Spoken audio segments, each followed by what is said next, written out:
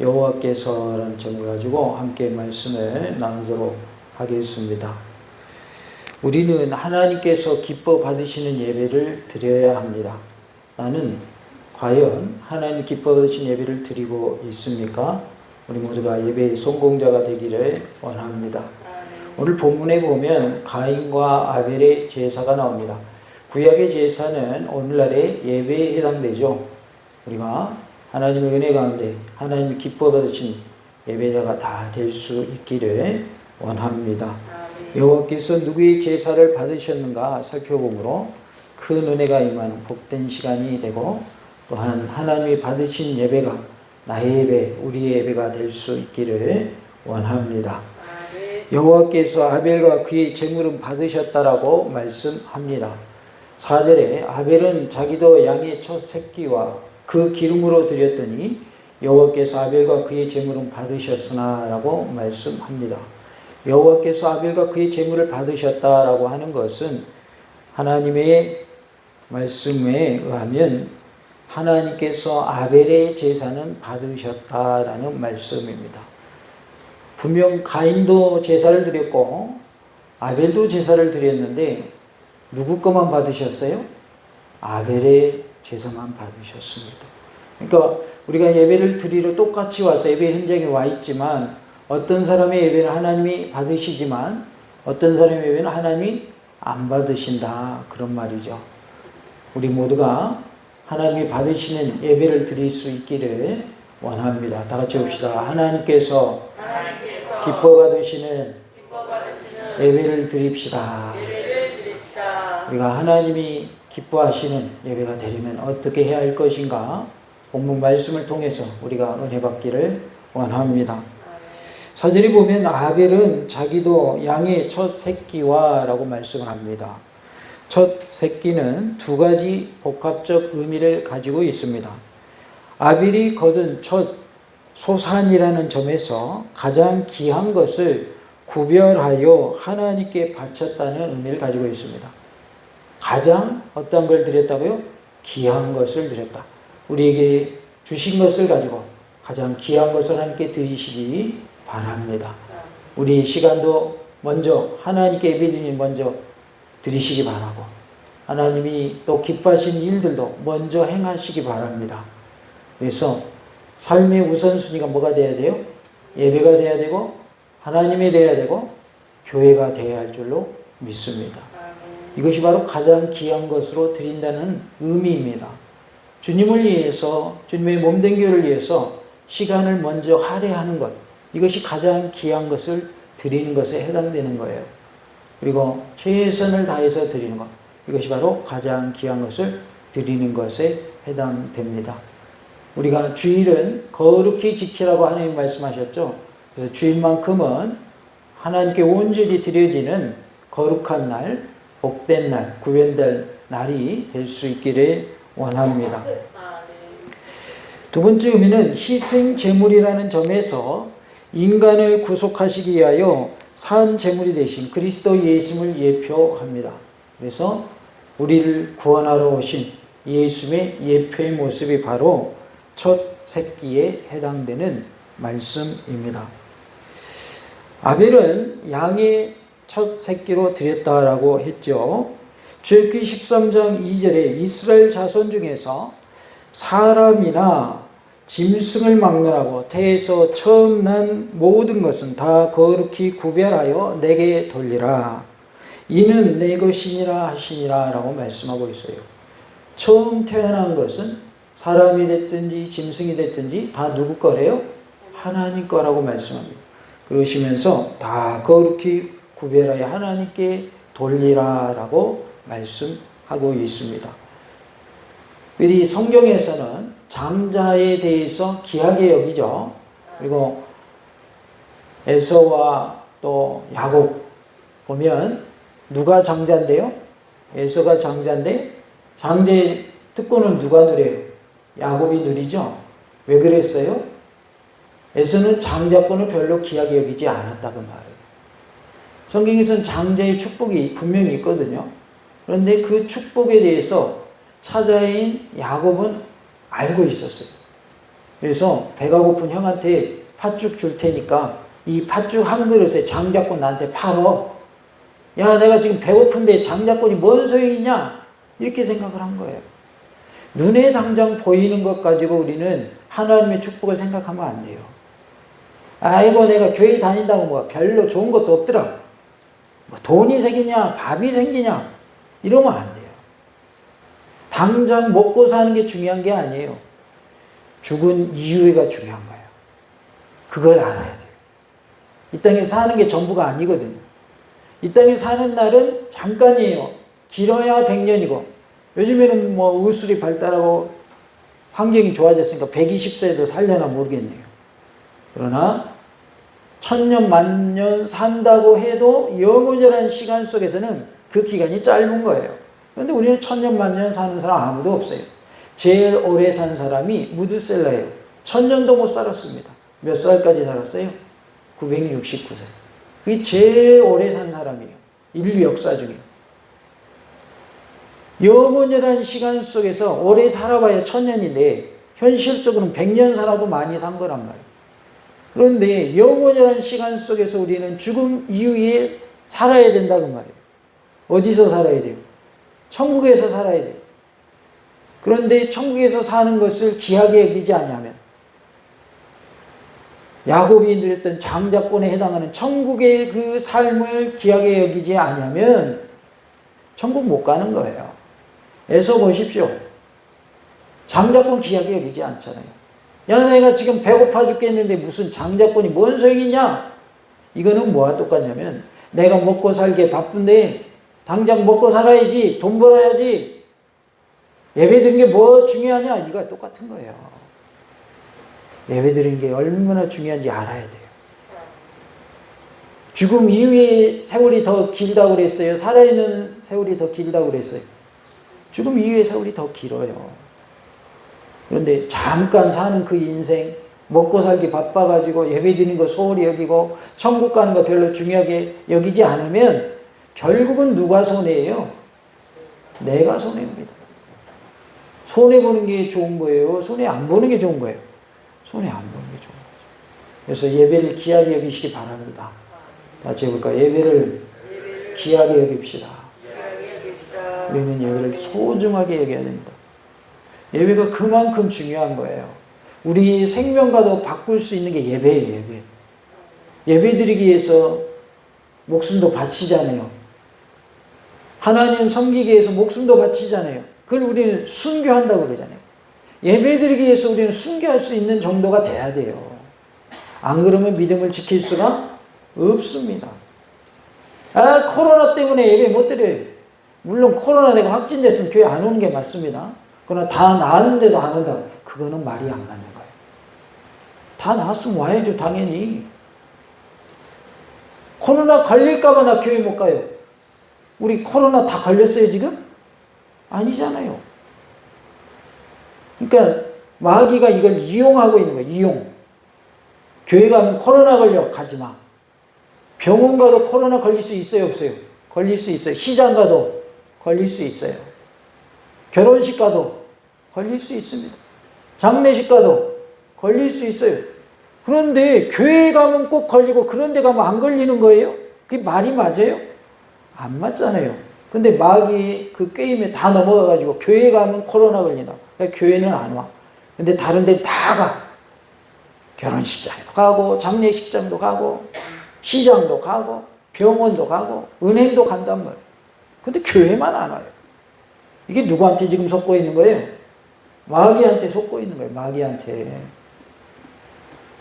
제가 코로나 확진됐는데 오라고 그랬어요? 오지 말라고 그랬어요? 오지 말라고 그랬잖아요. 나은 다음에 오셔야지, 그거는. 그죠? 그러나 다 나았어. 근데도 안 와. 아니면 걸릴까봐 안 와. 이건 말이 안 맞는 거예요. 창세기 3장 21절에 여호와 하나님이 아담과 그의 아내를 위하여 가죽옷을 지어 입히시니라 라고 말씀합니다. 이 가죽옷을 입히기 위해서는 누구의 희생이 있었을까요? 짐승의 희생이 있었죠. 아담과 하와에게 가죽옷을 입히려면 그 가죽옷이 개인이 어디서 막 갑자기 금나고 또 딱 생긴 게 아니잖아요.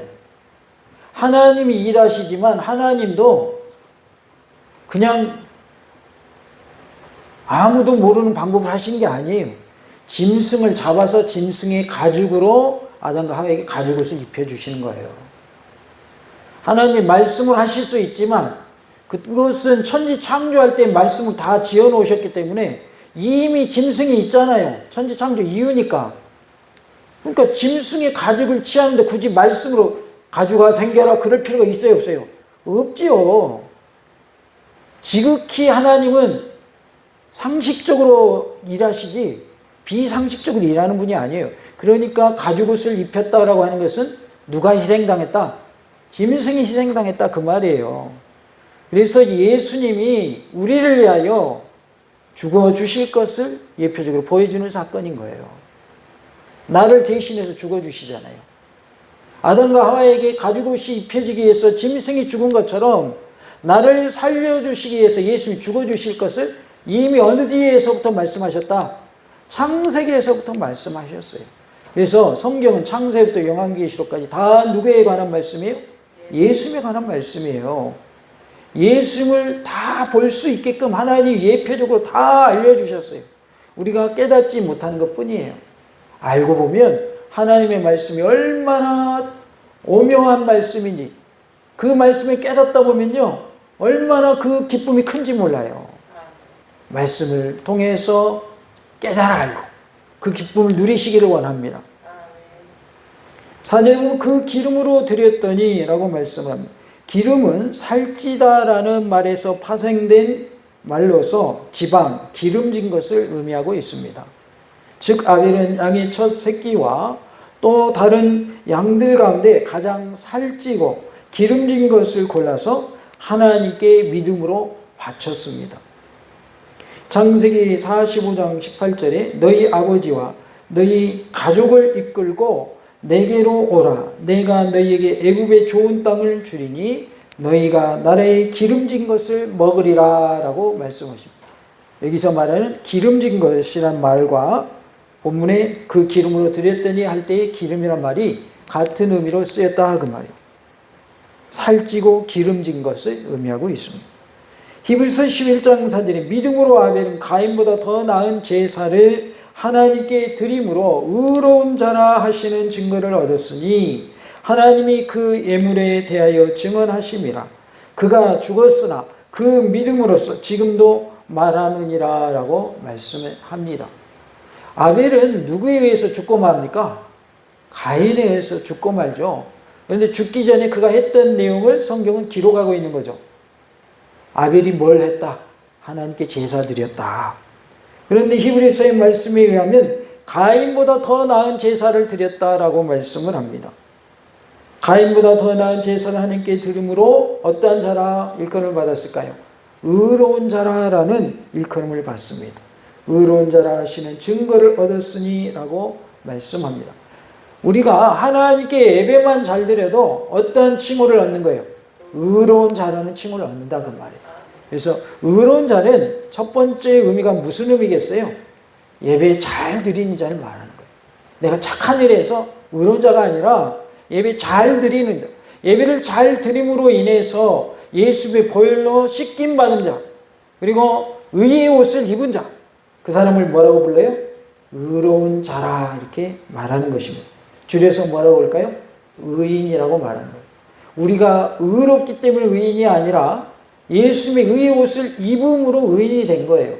그것은 무엇을 통해서 이루어져요? 예배를 통해서 이루어진다 그 말이에요. 예배가 아무것도 아닌 것 같지만 예배는 엄청나게 대단한 것이고 중요한 것이 예배입니다. 예배의 순서에 따라서 예배 드리니까 그냥 예배인갑다 이렇게 생각하지만 그게 아니에요. 하나님이 받으시는 예배는 질이 달라요. 차원이 달라요. 가인의 제사와 같은 예배는 질이 높은 거예요, 낮은 거예요? 질이 낮은 거죠. 그래서 우리는 예배에 뭘 높여야 돼요? 질을 높여야 돼요. 다 같이 예배의 질을 높입시다. 예배의 질을 높여야 됩니다. 가인의 제사는 질이 낮은 제사였어요. 요즘으로 말하면 질이 낮은 예배인 거예요. 질이 낮은 예배. 물건도 품질이 좋은 것이 있는가 하면 나쁜 것이 있죠. 품질이 나쁜 것은 가격이 싸던가요? 비싸던가요? 나쁜 거. 가격이 쌉니다. 그래서 무슨 말이 생겨요? 물건 써본 다음에 싼 것이 뭔 떡이다? 비지떡이다. 왜? 싼 거 사서 썼더니 오래 못 가. 금방 이게 망가지는 거예요. 아, 이래서 싸구나. 내가 싼 맛에 사긴 샀는데 역시 싼 값을 하는구만. 그런 말을 하죠. 질이 낮은 예배는 하나님이 안 받으신다는 말이에요. 질이 높은 예배를 받으신다. 질이 높다는 말은 하나님이 기뻐 받으신다는 그런 뜻입니다. 하나님이 기뻐 받으신 예배가 되면 무슨 예배가 되는 거예요? 질이 높은 예배가 되고 수준 높은 예배가 되는 거예요. 그럼 하나님이 안 받으시면 질이 낮은, 수준 낮은 예배가 되는 거예요. 아무리 많은 사람들이 모였고 또 찬양대 수가 막 수백 명이 모여서 찬양하고 악기도 막 갖춰져 있고 그런다고 해서 하나님 받으시는 것이 아니라 그 가운데 하나님이 임재가 있고 성령님의 충만한 역사가 있고 하나님이 기뻐 받으신 예배가 될 때 그 예배는 하나님이 받으신 예배가 되는 거예요. 그러나 두세 사람이 모였을지라도 하나님이 받으신 예배가 되면 그는 질이 높은 예배, 수준 높은 예배가 되는 거예요. 그러니까 육적인 거 가지고 하나님 따지는 게 아니에요. 우리 심령을 보시는 거예요. 자세를 보시는 거예요. 어떠한 모습으로 예배 드리는가. 그래서 우리가 어떠한 형편에 놓여 있든지 간에 하나님이 기뻐 받으신 예배를 드릴 수 있기를 원합니다. 4절에 보면 여호와께서 아벨과 그의 제물은 받으셨으나 라고 말씀합니다. 받으셨으나 이 말은 주목하다, 존경하다라는 뜻입니다. 받으셨다는 것은 하나님이 주목하셨다.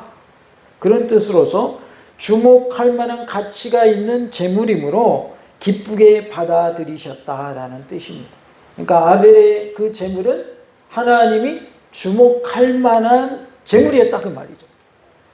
어떻게 잘 드렸길래 그런 거예요? 제대로 드렸기 때문에 그런 거예요. 첫 것을 드렸다라는 의미가 뭐라고 했어요? 가장 좋은 거 드렸다는 의미라고 그랬죠. 그리고 그것은 또 예수님께서 우리를 위하여 구속하여 주신 것을 예표한다고 그랬고, 그리고 기름진 것으로 드렸다고 그랬죠. 살찌고 기름진 것. 그러니까 첫 것을 드렸죠. 기름진 것으로 드렸죠. 그러니까 하나님이 주목할 만한 제물이 된 거예요. 우리 드리는 예물도 마찬가지인 거예요. 가장 소중한 것으로 드리시기 바라고 풍성하게 드리시기 바랍니다. 내 형편에서 최선을 다해서 드리면 그게 풍성한 거예요. 내 형편에서 최선을 다했으면 그게 가장 귀한 것으로 드리는 거예요. 그러니까 우리의 형편과 사정에 하나님이 다 아시기 때문에 남들과 비교했을 때 더 많냐 적냐 이거 따지시지 않아요. 내 형편에서 최선인가를 보시는 거예요. 부자인 사람이 100만 원 드린 거하고 가난한 사람이 10만 원 드린 거하고 어느 게 더 많이 드린 것 같아요?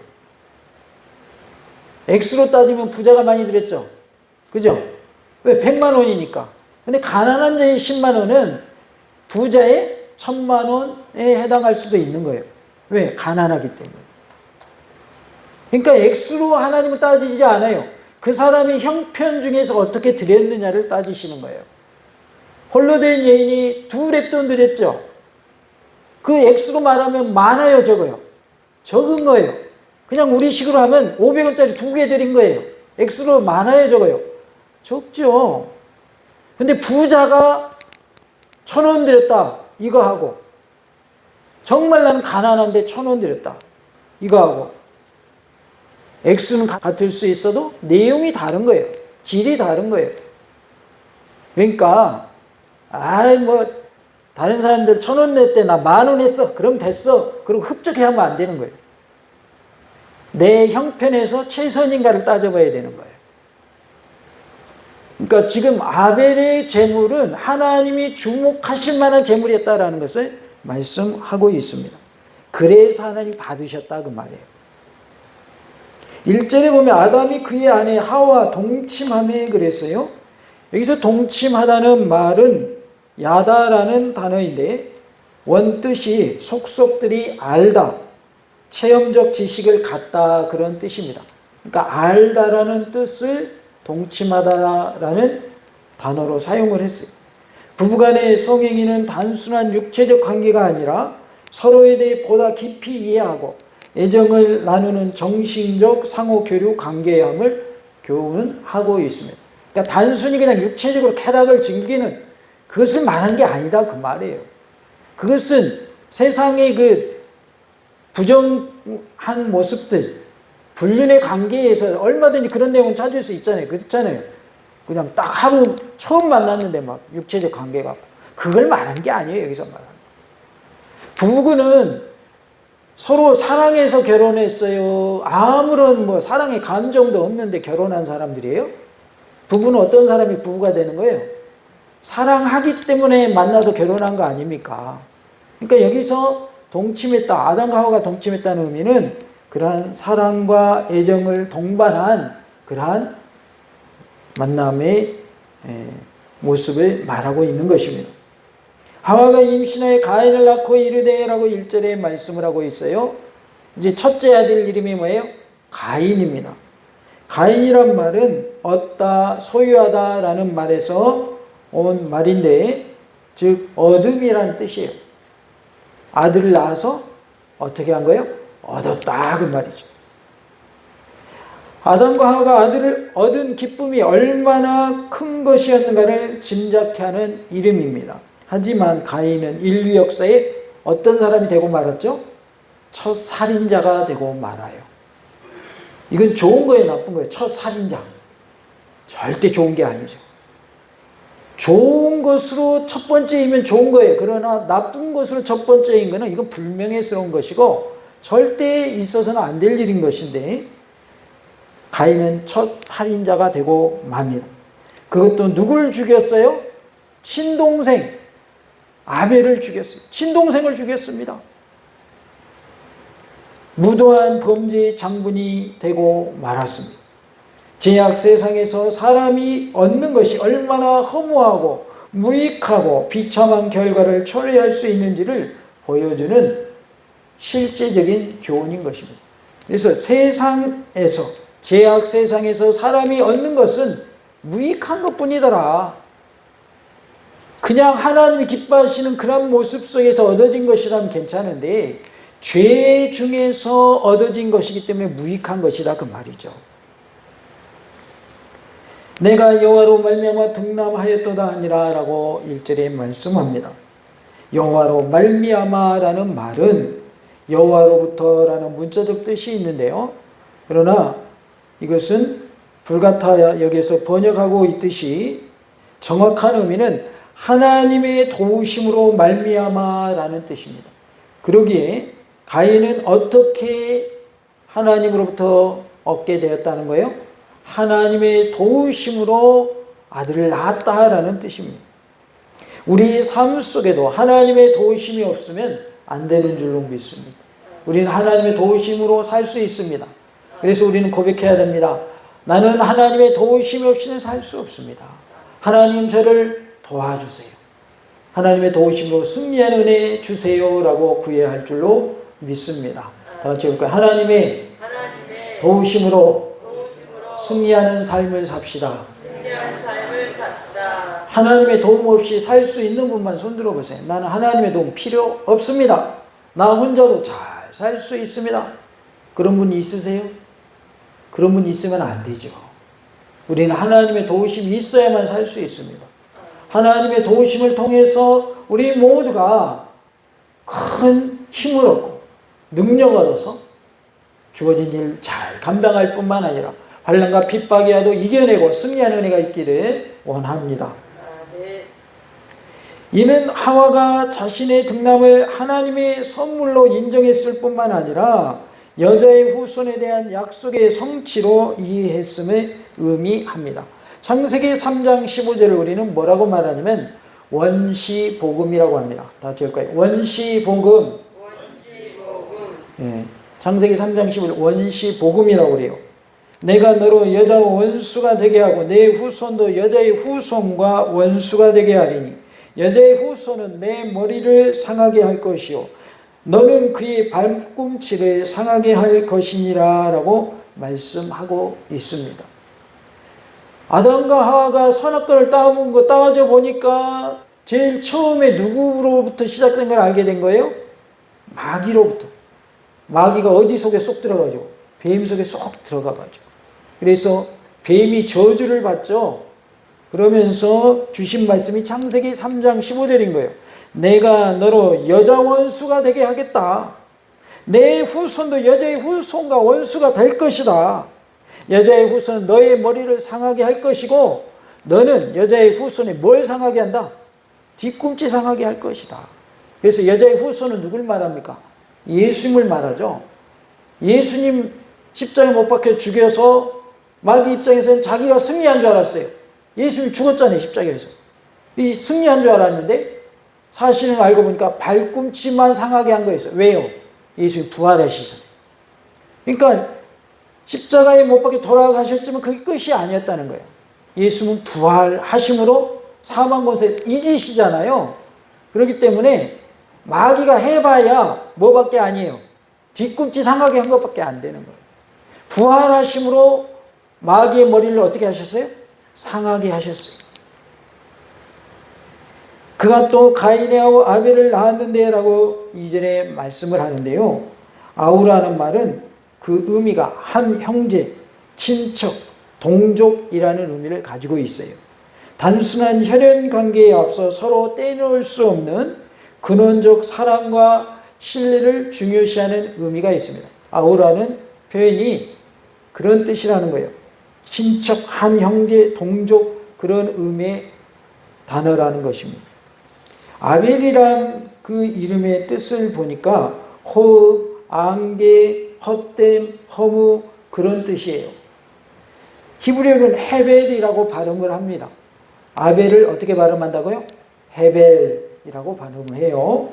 전도자가 외친 헛되고 헛되며 헛되고 헛되니 모든 것이 뭐라고 그랬을까요? 헛되도다 그랬어요. 전도서 1장 2절 말씀인데 전도서에서 나오는 헛되다라는 단어는 모두 히브리어로 헤벨이라고 말합니다. 즉 우리말로는 뭐로 되어 있어요? 아벨이라고 되어 있죠. 그러니까 헛되다라는 말이 히브리어는 헤벨이고 우리말 성경에는 뭐로 되어 있다? 아벨로 되어 있다. 아벨이라는 이름의 의미를 모르는 사람들은 별 느낌이 없겠지만은 히브리인들은 헤벨이라는 이름을 부르거나 일컬을 때는 그 단어의 의미와 아벨의 허무한 삶 또는 안개같이 사라져버린 꿈이 함께 겹쳐져서 떠오를 것입니다. 그래서 헤벨 이렇게 우리식으로는 아벨이지만 그들이 발음할 때 헤벨이니까 헤벨이라고 말할 때는 허무한 삶을 그들은 떠올리게 된다는 거예요. 아벨이 가인에 의해서 죽어버리니까 그의 삶은 어떠한 것이 되어버린가요? 허무한 삶이 되어버린 거예요. 그러나 죽기 전에 그가 한 일이 있기 때문에 우리는 그의 무엇을 본받아서 그의 예배의 모습을 본받아서 하나님이 기뻐 받으신 예배를 드려야 한다라는 것을 말씀해 주고 있어요. 그는 비록 짧은 생을 살았지만 몇 살에 죽었는지는 정확하게 나와 있지는 않지만 오래 살지는 않았을 거 아니에요. 그죠? 가인의 아우인데 가인이 아우를 죽였으니까. 그러니까 뭐 얼마나 오래 살았겠어요? 짧게 살았겠죠. 그러나 그는 가인보다 더 나은 제사를 드림으로 의로운 자라는 증거를 받았다고 그랬어요. 하나님이 기뻐 받으신 예배를 드림으로 짧은 생을 살았지만 그에 대한 평가는 좋은 평가예요? 나쁜 평가예요? 좋은 평가가 되고 있다 그 말이에요. 그러니까 우리의 모습도 내가 죽은 다음에 평가되기를 정말 그분은 예배의 모범이 되는 분이었다. 그분은 정말 신앙생활의 본이 되는 분이었다. 나도 그렇게 닮고 싶다. 이렇게 되어야 할 줄로 믿습니다. 돌아가신 우리 정복래 권사님에 대해서 한 권사님 그러시더라고요. 그 권사님은 인사를 90도로 하셨대요. 90도로. 나는 저렇게 못하는데 어쩌면 그렇게 인사를 90도로 잘하셨을까? 나도 그 모습이 닮고 싶네요 라고 말씀하시더라고요. 우리의 신앙의 모습이 내가 죽은 이후에 사람들이 평가할 때 과연 저분처럼 나도 살아야 되는데 라고 칭찬받을 수 있는 은혜가 있기를 원합니다.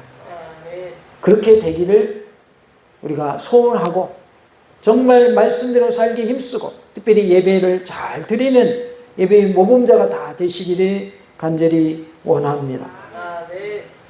아벨은 양치는 자였고 가인은 농사는 자였더라 라고 말씀합니다.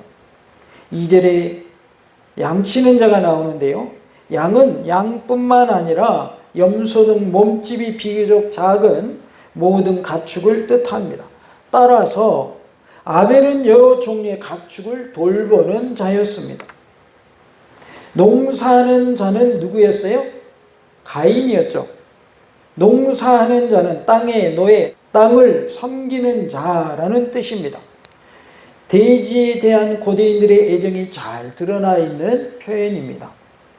한편 농업과 목축업은 인류의 가장 오래된 형태의 직업으로서 하나님의 문화 명령 속에 이미 계시되어 있었습니다. 하나님의 문화 명령은 창세기 1장 28절을 말씀합니다. 하나님이 그들에게 복을 주시며 하나님이 그들에게 이르시되 생육하고 번성하여 땅에 충만하라. 땅을 정복하라.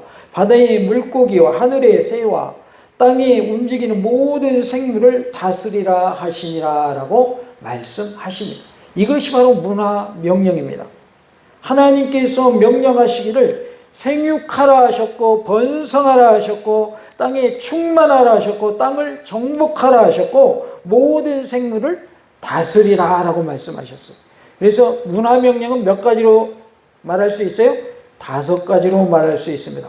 생육하고 번성하고 충만하고 정복하고 다스리라. 이 말씀 속에서 이제 농사하며 살게 될 것을 미리 말씀해 주신 것이죠. 땅에 충만하고 번성하고 그러한 일을 통해서 우리는 믿는 자의 수가 더 많아지게 해야 할 줄로 믿습니다. 또한 우리는 이제 아담의 범죄 이후에 뭐 해야만 먹고 살 수 있어요? 땀을 흘려야만 먹고 살 수 있어요. 노동을 해야만 먹고 살 수 있게 되었어요. 그래서 땅을 경작해야만 먹고 살 수 있게 된 것을 미리 말씀해 주신 것이죠.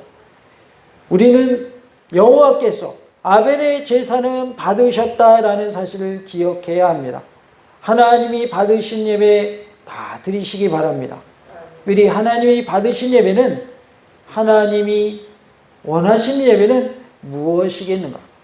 우리에게 있는 것 중에 최선의 것으로 최상의 것으로 드리는 것이고 우리가 하나님이 보실 때 정말 너는 너의 전부를 나에게 드렸구나.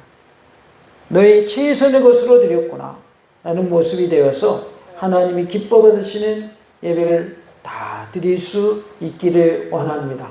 다 같이 해볼까요? 아벨처럼 하나님께서 기뻐하시는 예배를 드립시다.